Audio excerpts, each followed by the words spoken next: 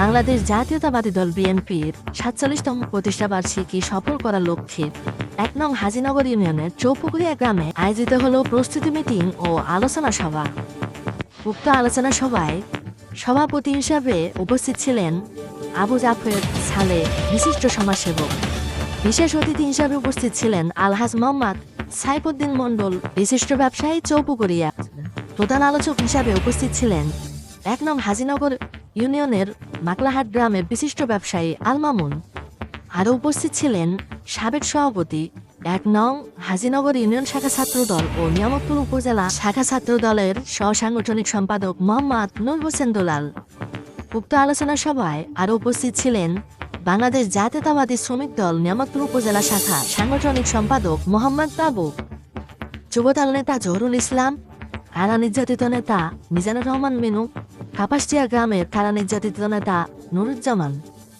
উক্ত আলোচনা সভার সঞ্চালনায় ছিলেন মোহাম্মদ শাহরিয়া ইসলাম সুমন, প্রচার সম্পাদক ১ নং হাজীনগর ইউপি শাখা ছাত্রদল। আজকে ১ নং হাজীনগর ইউনিয়ন কর্তৃক আয়োজিত আলোচনা সভার প্রধান অতিথি, সভাপতি, বিশেষ অতিথি, সকল বিএনপি অঙ্গ সংগঠনের নেতা কর্মীবৃন্দ, সবার প্রতি রইল আমার সালাম। আসসালামু আলাইকুম। ভাই, আমি বেশি কিছু বলবো না, শুধু এটুকুই বলবো, আমরা তারেক রহমানের রাজনীতি করি, খালেদা জিয়ার রাজনীতি করি। আমরা দুর্নীতি হতে দেব না, লুটপাট হতে দেব না। আমরা ধানের শীষের ভোট করার জন্য সমবেত হয়েছি, ধানের শীষের ভোট করব, রাস্তাঘাটে যাব, সবার সাথে কথা বলবো, অন্যায়কে প্রশ্রয় দেবো না, দুর্নীতি যারা করবে তাদের সাথে থাকবো না। এই বলে আমি আমার সংক্ষিপ্ত বক্তব্য শেষ করছি। এবারে আমি বক্তব্য রাখার জন্য অনুরোধ জানাচ্ছি কারা নির্যাতিত নেতা মিজানুর রহমান মিনু ভাইকে কিছু সংক্ষিপ্ত বক্তব্য, এই আলোকে সংক্ষিপ্ত বক্তব্য রাখার জন্য অনুরোধ জানাচ্ছি। বিসমিল্লাহির রহমানির রহিম। মুসলমান ভাইদের জন্য আসসালামু আলাইকুম, হিন্দু ভাইদের জন্য নমস্কার, অন্যান্য জাতির জন্য আন্তরিক ধন্যবাদ। আমি বলতে যাচ্ছি, বিগত দিনে যে কর্মকাণ্ড করেছে তার নেতৃত্ব আমরা না যেয়ে আমরা আলাদা একটা সেকশন তৈরি করে সুন্দরভাবে সফল করে যেন আমরা সফলতা করতে পারি, এ বলে আমার বক্তব্য শেষ করছি।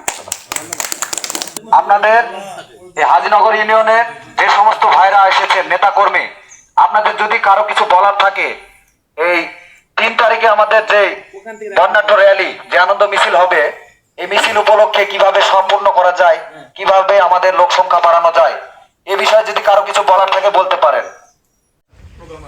দলের ভালোবাসা খাতির আছে, কিন্তু এই বিষয়গুলো আমরা কবি বিবেচনা করতে হয় যে আসলে একটা মানুষ কাজ করে দলে ভালো, তার প্রতি আমাদের চিন্তিত দেখা হবে যে মানুষটা দিনের কাজ করলে ৫০০ টাকা পাবো। সেদিক থেকে আমরা এখানে সিদ্ধান্ত নিতে হবে, মানে আলোচনা করতে হবে যে আমরা কিভাবে ই করবো, যে গ্রুপের নয় আমরা কি নিজের ভালোবাসার খাতিরে নিজের অবস্থান, যে আমার এলাকা থেকে যা লোক আসবে আমি মানে বিয়ার করবো, ওই এলাকা থেকে ওই আসবে না, কিভাবে পরিচালিত হলে ভালো হয়, আপনাদের মতামত আমি ব্যক্ত যাচ্ছি। আপনাদের আমরা নিজের অবস্থান থেকে একটা মতামত দেন যে আমরা ৩ তারিখে প্রোগ্রামটা করবো।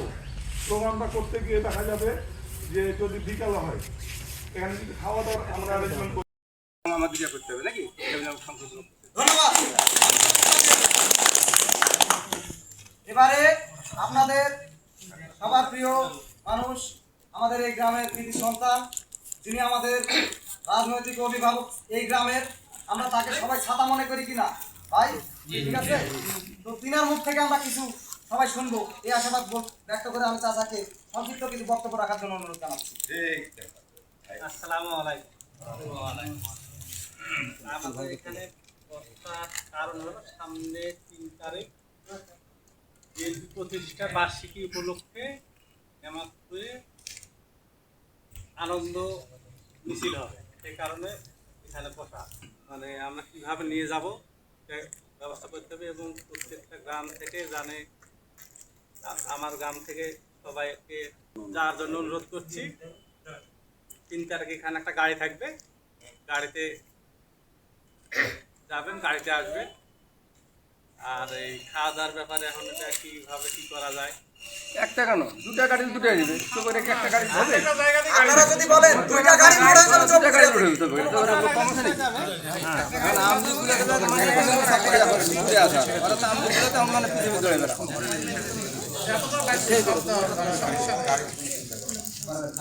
এখানে খাওয়া দাওয়ার ব্যবস্থা কেন হচ্ছে না?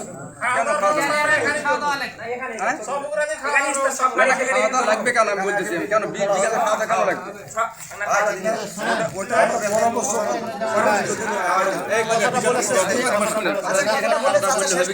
খাওয়া দাওয়া ওই দুপুরে চলে আসেন যারা আসবে আমাদের এই মাঠেই